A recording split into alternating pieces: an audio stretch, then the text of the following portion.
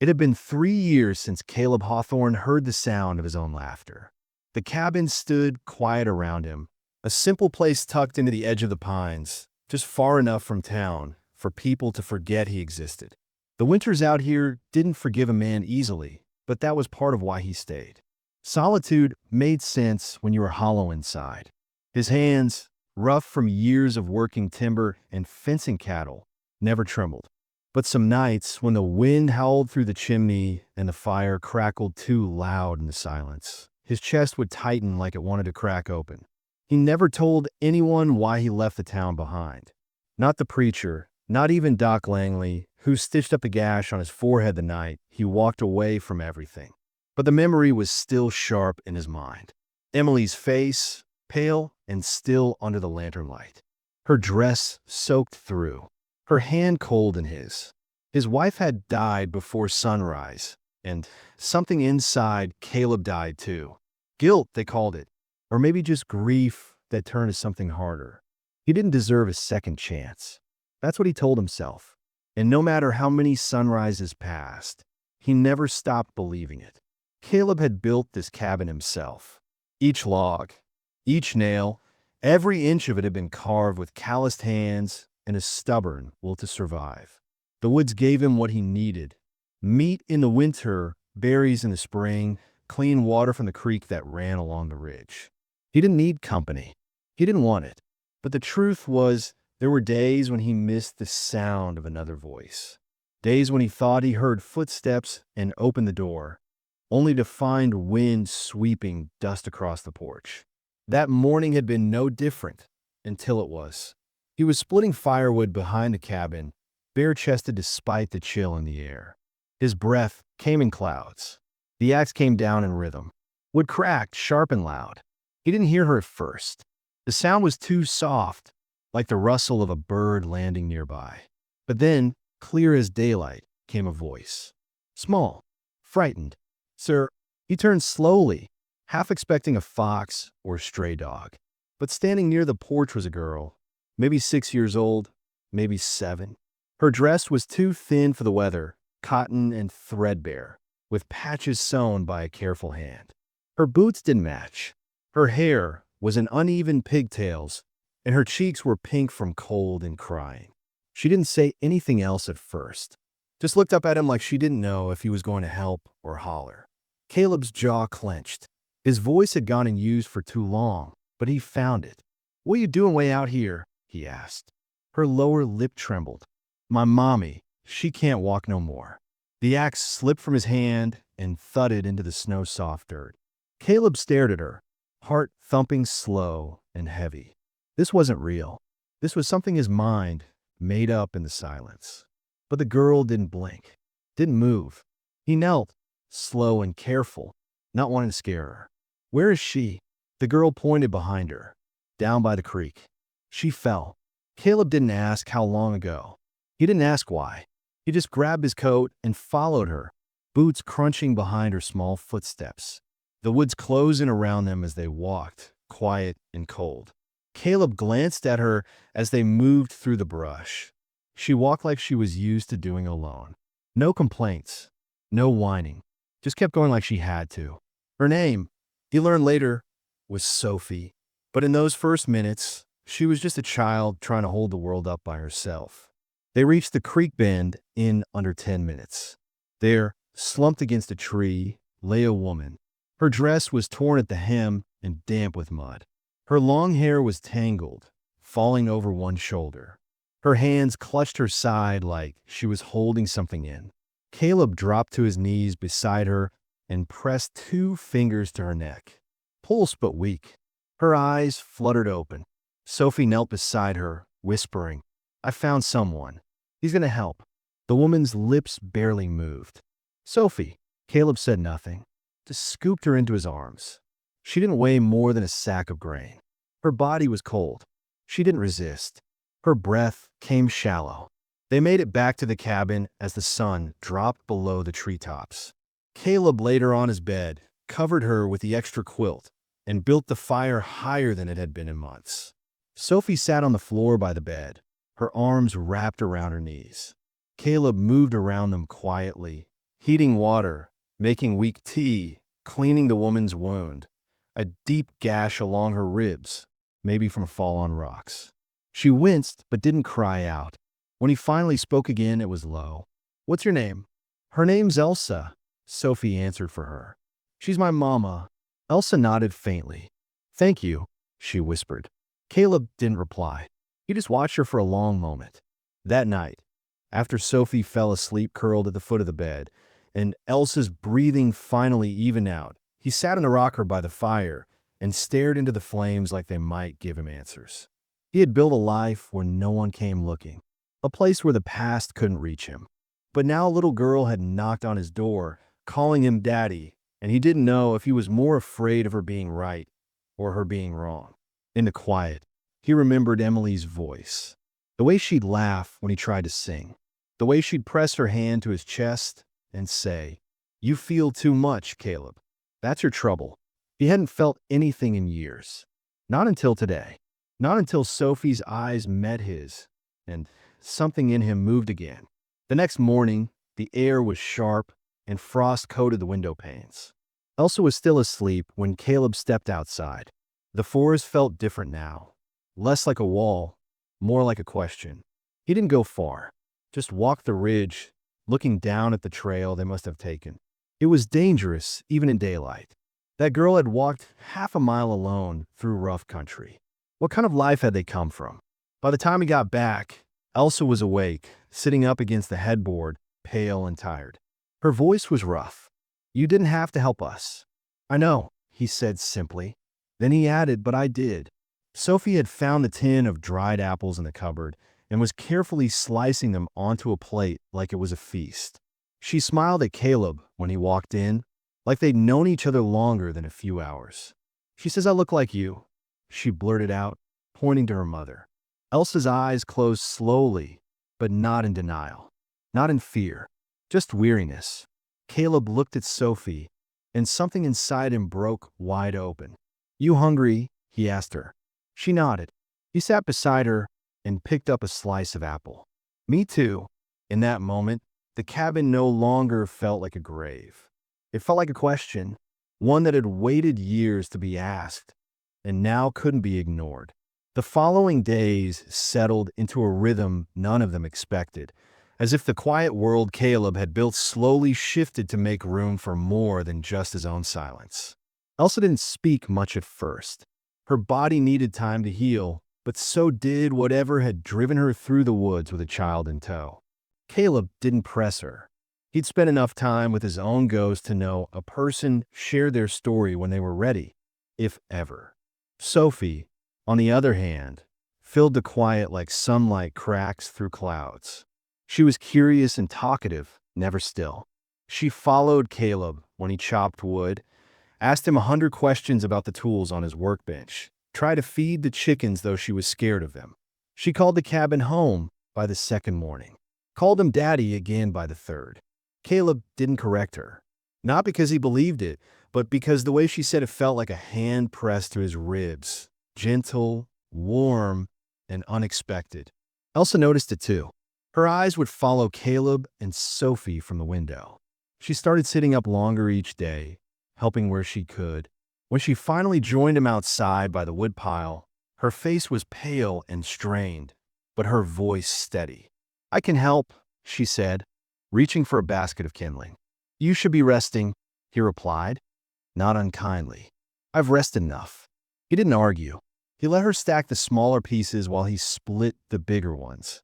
And for a while, they worked in silence. That same afternoon, the first visitor arrived. Not to the cabin, but close. Caleb had gone to check the trapline near the ridge when he spotted the man on horseback, scanning the woods from the edge of the tree line. He was tall, wore a tan duster and a hat pulled low.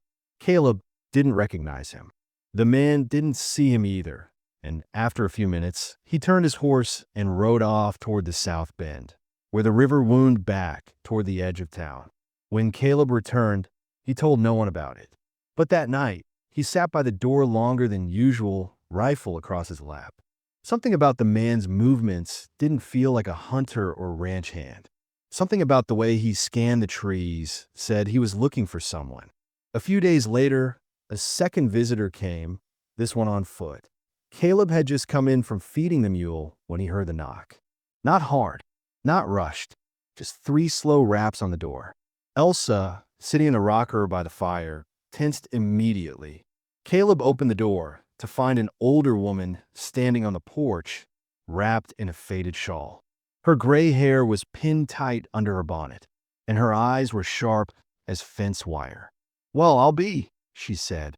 "I thought you were just a story, Caleb Hawthorne." He didn't smile. "What do you want, Edna?" She stepped inside without being invited, brushing snow off her skirt. News travels slow but sure in these parts. Heard from a traveling tinker that a woman and child were seen crossing the lower woods last week. Same tinker said he saw them near your ridge. Thought I'd see for myself. Elsa stood now, quiet but upright. Edna glanced her way and narrowed her eyes. "I know you," she said. "Elsa McKinnon, from over by Salt River. Your husband he's dead," Elsa said flatly. "Is he?" Edna's voice was light, but her eyes stayed on Elsa like a fox watching a chicken too close to the fence. Sophie ran into the room, then, grinning when she saw Edna. "Hi." "Well," Edna murmured, eyes flicking to the girl. "Aren't you a spit of sunshine?" Caleb didn't let the visit stretch long. He offered no coffee, no conversation. Edna finally stepped back onto the porch and turned toward him with a smile that didn't reach her eyes. "You know, folks are going to talk, Caleb, about you, about her, about that little girl. Let him. Just be sure you know what you've let into your home." After she left, Elsa sat on the edge of the bed, staring down at her hands. Caleb didn't ask what was on her mind. He already had a feeling. That night, she finally spoke the truth. "My husband's not dead," she said quietly, "but he will be if he finds us." She didn't look up when she said it. Caleb sat across from her, elbows on his knees. "He hurt you?" Elsa nodded once. "For years. I kept thinking if I did better, if I stayed quiet. But then he started turning on Sophie. That was the end." Caleb's hands curled into fists. He didn't speak. Elsa continued. "We ran. That's the truth of it. He'll come looking. He's clever, and he's cruel. He always said no one would believe me, and the law wouldn't lift a finger. I reckon he's right." Caleb's voice was steady, but hard. "If he comes here, he won't leave standing." It wasn't bluster. It wasn't even anger. Just fact. A line drawn in the dirt. Elsa nodded, but her eyes were still haunted. Days turned into weeks, and the snow grew deeper. Caleb taught Sophie how to set snares for rabbits. He showed her how to tie knots, how to keep the fire fed, how to patch holes in the roof. With Elsa, the bond grew more careful, closer, but edged with uncertainty. Some nights, she sat beside him on the porch, their breath curling in the cold air, both watching the dark as if waiting for a shadow to move. But not all the danger came from the outside. One evening, as Caleb returned from town, his first trip in weeks, he found a scrap of cloth nailed to a tree near the trail to his cabin. It was torn, stained with something dark. Beneath it, a message scratched into the bark. "You're keeping what's mine." His blood ran cold. He didn't show Elsa that night. He needed time to think, to prepare. He started stacking firewood inside the cabin instead of out back. He cleaned and reloaded the shotgun. He set traps, not for animals, but for men. He knew the type, the ones who smiled as they hit you, the ones who said it was your fault after they were done. The next few days passed quiet but heavy. Elsa felt it. Sophie didn't. Then came Jonah. He arrived with the storm.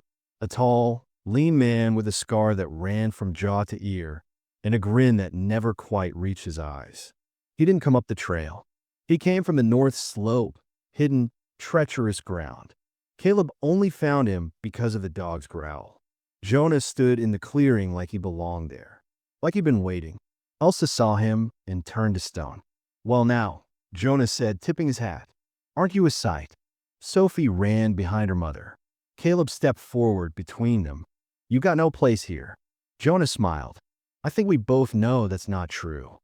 He didn't reach for his gun, didn't raise his voice. Just look at Elsa with that slow, cruel smile. "Come home, sweetheart." You've had your little tantrum. I'm here to fix it." Elsa didn't move. Caleb didn't either. Jonah's eyes flicked to Sophie, and the grin faded. "You think I forgot what's mine? Think I let some backwoods ghost steal my daughter?" "She's not yours," Elsa whispered. Jonah took a step forward. Caleb's hand dropped to his side. The sound of the hammer cocking filled the silence. "One more step," he said, "and you won't get another."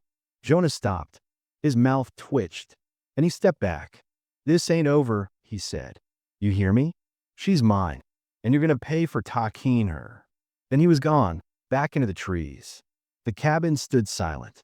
Inside, Sophie clung to her mother. Elsa looked at Caleb, eyes full of something raw and terrifying. "You shouldn't have gotten involved." Caleb shook his head. Too late for that now. And there was no going back, only forward. And whatever waited in the next snowfall. The storm didn't pass quickly. Snow blanketed the trees, so thick the world seemed carved from silence. And yet the air inside the cabin was anything but calm. Since Jonah's visit, everything had shifted. Elsa barely slept, pacing by the window at night. Caleb moved like a man with a loaded rifle always within reach, which he was.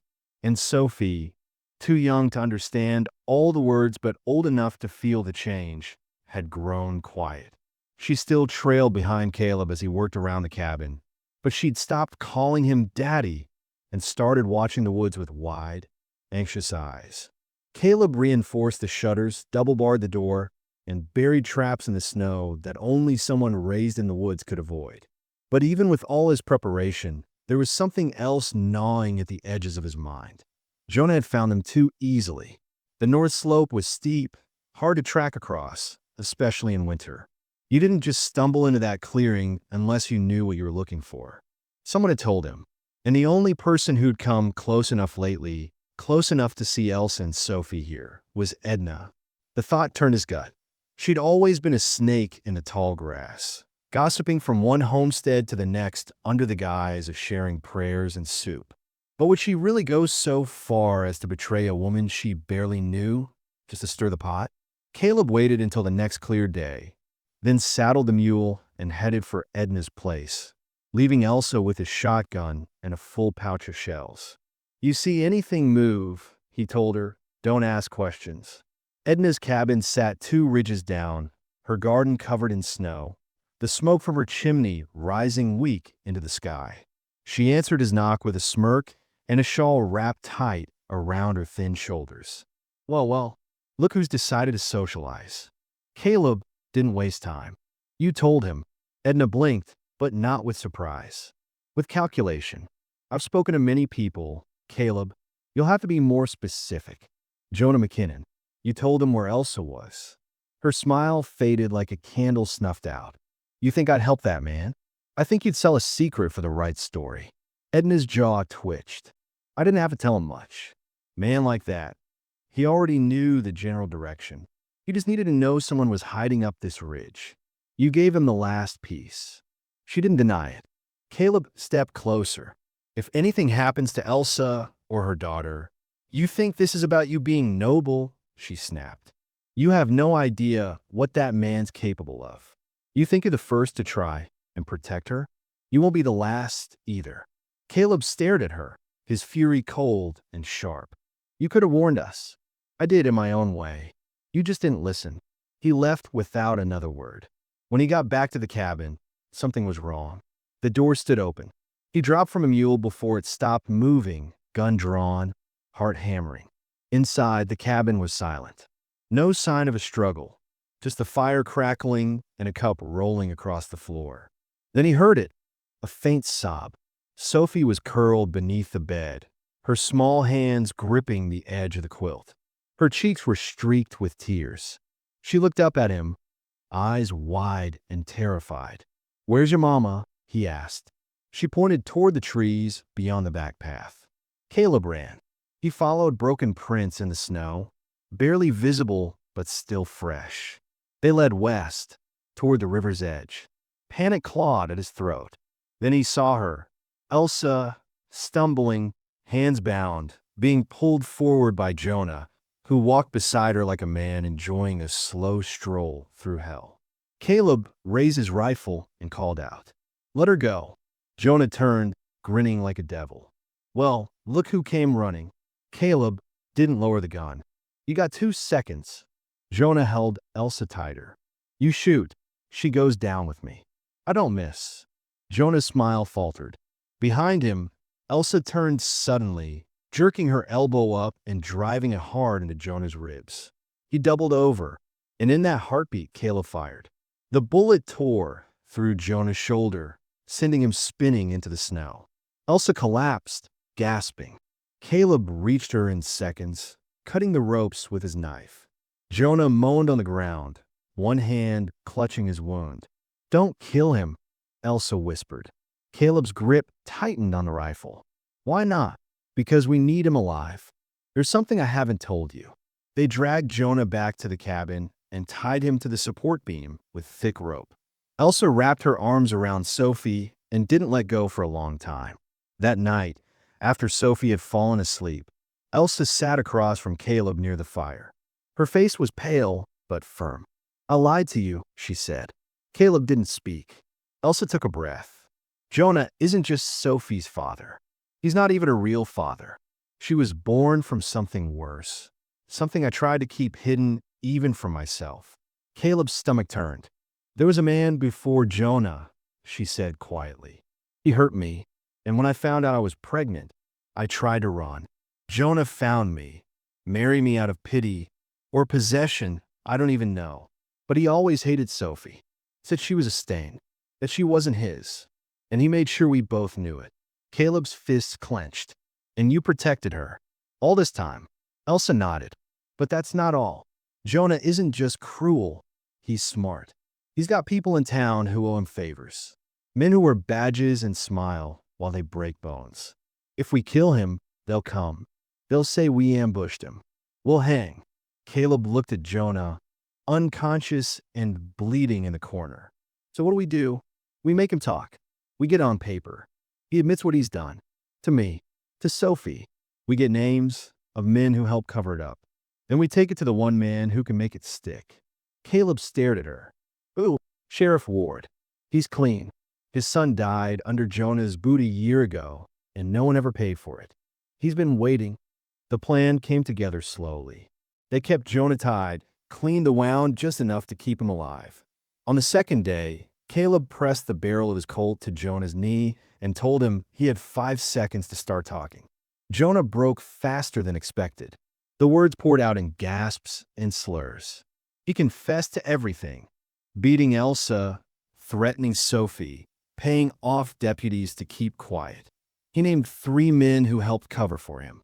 Caleb wrote it all down, made Jonah sign it. When they were done, they rode to town. Elsa wore her bruises like a coat of armor.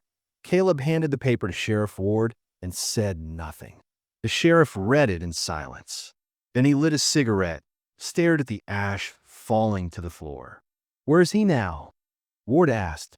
"Back at the cabin," Caleb replied. "Tied up. Alive." Ward nodded. "You did right. I'll send men I trust." Within hours, Jonah was in custody. The others soon followed. Word spread like fire across the valley. Caleb Hawthorne was no ghost. Elsa McKinnon was no runaway. And Sophie? She was no longer afraid. But the damage had been done. The safety of the woods couldn't last forever. Caleb knew it. Elsa knew it too. A week later, Caleb stood on the porch, watching Sophie chase chickens in the snow, laughing in a way that made his throat tighten. Elsa joined him, wrapping her shawl tighter. "She still thinks you're her father," she said softly. Caleb looked at her. "And what do you think?" "I think you're the first man who's ever looked at her and seen something worth protecting. That's more than blood ever gave her." Caleb reached for her hand. She let him. There was no big celebration, no parade, just a quiet cabin in the woods, holding more life than it had in years. But deep down, Caleb knew something had changed inside him. That part of himself he thought had died with Emily. Hope, maybe, or the will to care, had stirred again. Not fast, not loud, but enough to build something new. Not a second chance. the first one he'd finally chosen. Winter refused to let go. Even as the days grew longer and the sun hung a little higher in the sky, the cold clung to the land like it wasn't ready to give it back. Snow dripped slowly from the eaves of the cabin. Ice cracked in the creek bed. And inside those thick log walls, Caleb Hawthorne waited for the rest of the world to decide what came next. The arrest of Jonah McKinnon had stirred more than just whispers. Men who used to nod to Caleb in town now looked away. Others watched him like they expected him to snap and swing at the next insult. Not everyone liked seeing a known brute like Jonah locked in a cell. Some folks believed a woman ought to keep her place, keep her mouth shut, and certainly never drag a child into the middle of a man's business. Others just didn't like old ghosts coming back to life. Caleb had been gone a long time, long enough to be forgotten. But now they were remembering, and some of them didn't like what they remembered. Sheriff Ward stayed true to his word. The signed confession made its way to a judge up north. A quiet investigation unfolded, and within a week, 2 deputies and a land clerk had resigned suddenly without a word. But no one arrested them. No one pressed charges. That part was harder. Power ran deep in these valleys, and most of it stayed quiet. The confession was strong, but it wasn't iron. It wasn't enough to burn the rot out by itself. Inside the cabin, things didn't feel simple either. Elsa had grown more distant. Not cold, but watchful. She moved like a woman, waiting for the ground to shift under her feet. Sophie still smiled, still played, still chased the chickens, and asked Caleb to show her how to throw a lasso. But she noticed it too, the way her mama stayed up after dark, staring out the window, or stood too long near the door listening. One morning, Elsa didn't come out of the bedroom at all. Sophie knocked softly, carrying a wooden spoon and a smile. "Mama, you okay?" There was no answer. Caleb went in and found her sitting on the edge of the bed, her hands pressed tight between her knees. Her eyes were wide and full of something she couldn't name. "It doesn't go away," she whispered when she finally saw him. "Even when they're gone, even when you're free, the fear stays. It waits." He sat beside her and didn't say anything. "It's not just Jonah. It's me. I let it go on for so long. I stopped knowing where he ended and I began." Caleb nodded slowly. "That's what men like him want. To hollow you out until all you know is them. I don't want to live that way anymore." "You're not." But she looked at him like she didn't believe it. Later that day, they argued for the first time. It wasn't about Sophie. It wasn't even about Jonah. It was about the future, what little of it either of them could picture. "We can't stay here," Elsa said. "It's too close to all of this. This cabin kept us alive. It's also where Jonah found us, where Edna saw us, where people talk and point and guess how long before you go back to hiding." Caleb folded his arms, jaw tight. "This is my home, and it can be your prison if you let it." The words stung more than she knew. Caleb didn't answer. He stepped outside and split wood until his shoulders screamed. The snow turned red with the bark, and still, he didn't go in. He couldn't. Not yet. Inside, Elsa sat by the fire and tried to write a letter. Tried to put words to paper that explained what she wanted. For Sophie, for herself, for the man who'd risked everything to keep them safe. But the words wouldn't come. Sophie watched them both, quieter than usual. She was smart. She felt the tension in the air like a coming storm. That night, she crawled into Caleb's lap while he sat in a rocking chair and looked up at him with serious eyes. "Are you mad at Mama?" "No." "Are you going to leave?" Caleb's throat tightened. "No, sweetheart. Promise." He hesitated, then nodded. "Promise." But the next morning, Elsa was gone. No note, no sound, just the empty bed and her shawl missing from the hook. Sophie found it first and screamed. Caleb came running, heart already pounding. The tracks led down the hill, south, toward the river trail. Caleb and Sophie followed, the girl bundled in his coat, her cheeks red from crying. They found her near the river, standing alone, staring into the slow-moving current. Her hands were tucked into her sleeves. Her hair blew across her face. "I wasn't leaving," she said when she heard them. "I just needed to remember what it felt like to stand somewhere and not be afraid. Caleb didn't scold her. He just walked to her side and stood with her, Sophie, between them. They stood like that for a long time. When they returned to the cabin, Elsa finally let herself fall apart. She wept that night in Caleb's arms, quietly, but without shame. Sophie curled into her side and held on. The next morning brought a letter. A rider from town delivered it, along with a folded paper sealed in wax. Caleb broke it open and read the short, clipped note. Jonah was dead.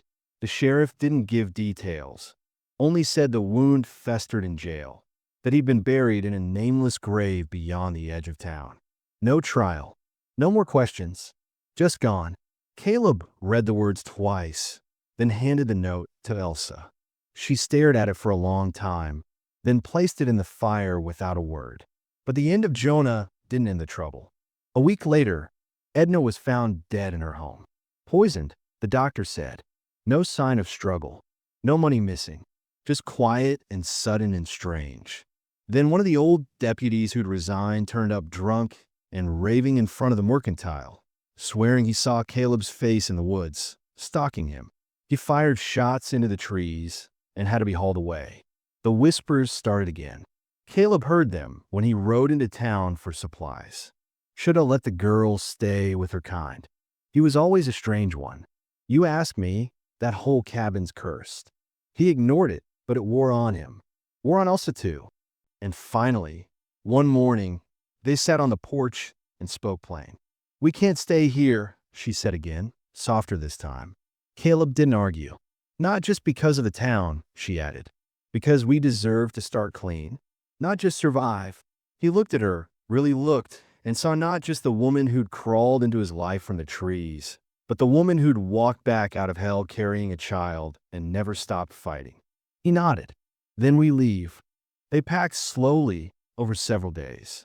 Caleb gave the mule to a neighboring farmer, left a note in the woods for anyone who came looking that said, "The story's over. Let die." On the morning they left, Sophie stood on the porch one last time. Will there be chickens where we're going? She asked. I'll make sure of it, Caleb said. And a porch swing? Two, Elsa promised. They rode out before the sun broke fully over the ridge.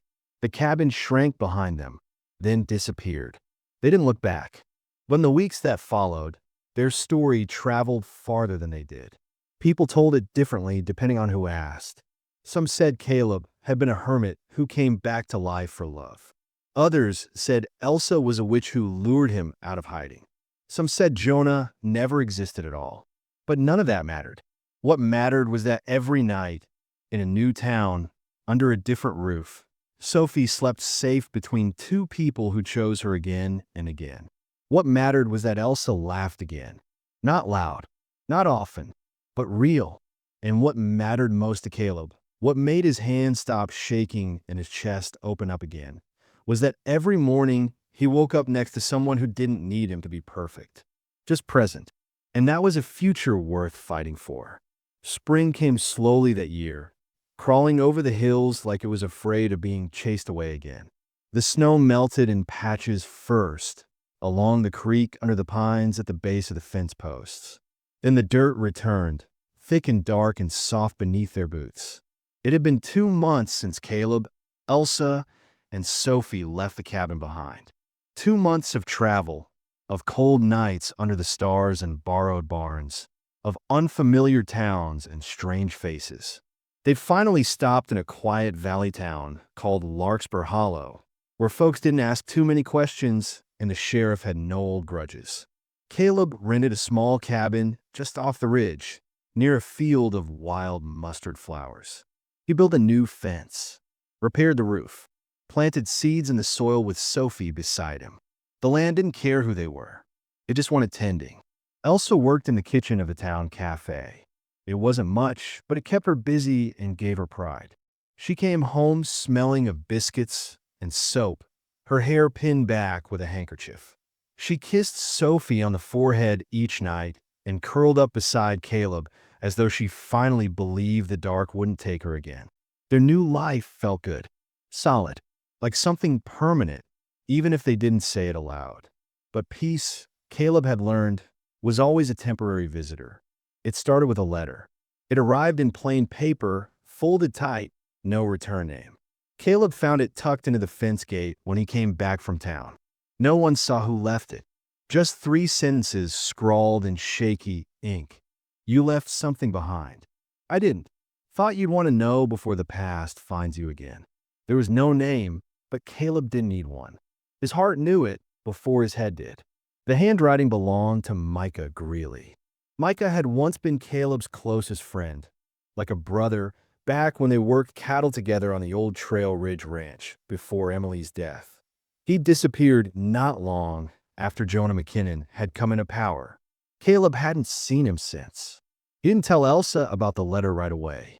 She was just starting to laugh again, starting to let go of the weight she'd carried for years. But the words haunted him. You left something behind. What could that mean? A week passed. Then Micah showed up. He was thinner, harder looking than Caleb remembered. His coat was worn, his face shadowed by regret and whiskey. He didn't knock, just waited at the edge of the yard like a man asking for forgiveness without the courage to speak it. Caleb met him halfway. Did you write the letter? Micah nodded. Figured you'd need a warning. About what? Micah's eyes flicked to the cabin. Not out here. They walked into the woods, just out of sight. Micah lit a cigarette with shaking hands. I stuck around town after you left. Heard what happened to Jonah. Figured someone would come looking to clean it up. Clean what up? The money, Micah said. The land deeds. The women. Caleb felt his chest go cold. What are you talking about? Micah tossed the match. Jonah wasn't just beating his wife and paying off deputies. He was running a trade. Girls from orphan trains, women running from bad husbands, widows who couldn't pay their taxes. They'd disappear. Their land would get signed over to fake names. Their names got lost. Records vanished. And you knew this? Caleb asked, his voice sharp now. Micah swallowed. I knew parts. Enough to feel dirty. I tried to get out, but by then, I was in too deep. I ran. Caleb stared at him. Why come back now? Because they're still out there. And they don't like that Elsa lived. The wind moved through the trees, cold and slow. Micah went on. I don't know their names, but I know they're looking. Jonah wasn't a head. He was just a hand. That night, Caleb didn't sleep. He lay awake beside Elsa, listening to her breathe, staring at the ceiling like it might split open with answers. At dawn, he told her everything. The letter, Micah, the women, the land. Elsa didn't cry. She didn't scream. She just sat at the table with her hands wrapped around a cold cup of tea and said, So it wasn't just me. I wasn't the only one. You never were, Caleb said. She looked up at him, her eyes steady. Then we can't run again. What do you want to do? I want to tell the truth. All of it. I want the world to know what Jonah did. What the others still might be doing. Caleb nodded. If we do this, there's no going back. There's nothing to go back to. They rode to the nearest newspaper, a weekly run by a young woman named Hazel Fielding, who had more spine than most men in town. Elsa told her everything. Not just about Jonah, but about the other women. The missing girls. The land fraud. She named names. She brought the confession. Caleb stood behind her, silent but solid. Hazel promised to print it. 3 days later, the story was everywhere. And the trouble came with it. The first fire was small. Just a stack of hay behind the cafe. It was enough to scare, but not enough to wound. Then someone slashed the mule's tether line. Then Caleb found a dead rabbit nailed to the cabin door. Its body twisted into a mockery of a child. Sophie cried that night. Elsa held her tight. Caleb sat on the porch with his rifle and didn't sleep. Sheriff Ward wired north for help. Investigators arrived, but the townsfolk were already picking sides. Some stood with Elsa and Caleb. Others spat in their direction. Whispers started again. Then Micah disappeared. No one saw him go. His things were left behind. A bloodstain near the creek suggested the worst. Caleb rode out that night, searching the woods for hours. He came back empty-handed and furious. Elsa stopped him on the porch, pressed her hands to his face. We can't lose each other, she whispered. We've already lost enough. Caleb broke then, just for a moment. He rested his forehead against hers and let the weight of it settle between them. I don't want to lose you. You won't. But the storm wasn't done. One afternoon, Hazel rode out to the cabin herself, pale and shaking. They threatened me, she said. Told me if I didn't print a retraction, they'd come for my father. Who? Caleb asked. I don't know. They wore masks. Said the law wouldn't help me. Caleb paced the cabin like a caged animal. We have to fight this. With what? Elsa asked. Words. With the truth.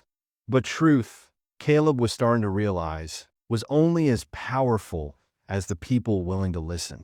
That night, Elsa gave him the second worst news he'd ever heard. I'm pregnant, she said. The air left his lungs. She watched him carefully. I didn't want to tell you like this. Not while everything's falling apart. He stepped forward, hands trembling. Is it mine? She nodded. He touched her face, then dropped to his knees and wrapped his arms around her waist. Not in fear, not in regret, in awe. I thought I'd buried every part of myself that could feel something like this, he whispered. But here you are. Here we are. The next morning, they went into town together, heads high. And there, waiting in front of the cafe, was a man Caleb didn't recognize. Clean suit, gloves, a smile like a knife. You're Caleb Hawthorne? He asked. I am. My employers wanted to offer you a choice. Caleb stared at him. You can leave quietly. Walk away. We'll even give you enough to start again somewhere else. Or his smile widened. You can stay and find out how far this thing goes. Elsa stepped beside Caleb. We're not going anywhere. Then I hope the child survives the fire. Before Caleb could move, the man was gone. Disappeared into the crowd. That night, Caleb dug a trench around the cabin. He set up oil lanterns, barbed wire, loaded every weapon he owned. Elsa stayed by Sophie's bed, singing softly, one hand on her belly. The fire came just before dawn. They saw the glow first, flickering on the ridge, then the smoke, then the figures moving through the trees. Caleb met them with gunfire. One man went down. The others scattered. He chased them to the edge of the woods, then stopped. They weren't trying to burn the cabin. They were trying to burn Hazel's print shop. By the time he got there, it was almost gone. Smoke poured into the street. Hazel stood coughing by the well, eyes red, papers blackening in her hands. We got the story out, she said. Every copy, sent north, east, all of it. They can't kill it now. Caleb stared at the flames, heart hammering. Later, when he returned home, Elsa was waiting. You chose us, she said, and they came anyway. I'd choose you again, he said, voice rough. They stood together, arms wrapped tight, while the sun rose over the burning wreckage behind them. There was no turning back now. The world would either change or swallow them whole. Summer found them in a way spring never quite could, settled, soft-edged, and scarred. The worst had passed, but it hadn't left them untouched. The fire at Hazel's print shop had gutted more than a building. It exposed everything, the shadows beneath town, the power that ran deeper than law, and the price of telling the truth. But it also lit something no one could smother. Hazel rebuilt with help from folks who'd never spoken up before. They came quiet, with nails and lumber and hands worn from years of silence. When the new press rolled out its first issue, Elsa held it like scripture. The headline read, "No More Silence, a mother's story that changed a town." Below was her name. The threats stopped not long after. The strangers in town vanished. Sheriff Ward arrested 2 men trying to flee east with forged deeds and cash in saddlebags. The rest, those 2 clever to leave a trail, simply faded into rumor. Caleb still kept his rifle clean. He still watched the tree line each morning. But there were fewer ghosts now, and more mornings when the only thing on the wind was the scent of dust and wildflowers. Elsa's belly grew. Sophie talked to it like it was already her sibling, whispering secrets and pressing her cheek against it every chance she got. Caleb built a second room onto the cabin, even though they could barely afford the nails. He did it with his own hands, his own sweat, and something he hadn't had in years, hope. Some nights, When the porch was quiet and the world felt still, Caleb sat with Elsa's hand in his and wondered at the strange, hard road that brought them here. He thought of Emily, how she would have laughed at his stubborn silence, how she would have liked Elsa's fire. And for the first time in years, thinking of her didn't hurt. It just felt like a part of the story that had led him home. Sophie started school that fall. She ran through the door with chalk on her hands and stories on her lips, calling Caleb Daddy without hesitation now. No one corrected her. No one needed to. It was the truest thing she'd ever said. Micah's body was never found, but sometimes Caleb swore he could hear him in the woods, like a wind through pine branches, like a voice that still hadn't finished telling the truth. They carved his name into the base of a cottonwood tree by the creek. Elsa placed wildflowers beneath it every Sunday. One afternoon, as the sun slanted low and the shadows stretched long across the grass, Elsa went into labor. It was fast, painful, and raw, but she was stronger than the pain. When the baby cried, Caleb did too. He didn't try to hide it. They named her Grace. And in the quiet that followed, just the four of them in that small, hard-earned life, Caleb finally understood what redemption felt like. It wasn't loud.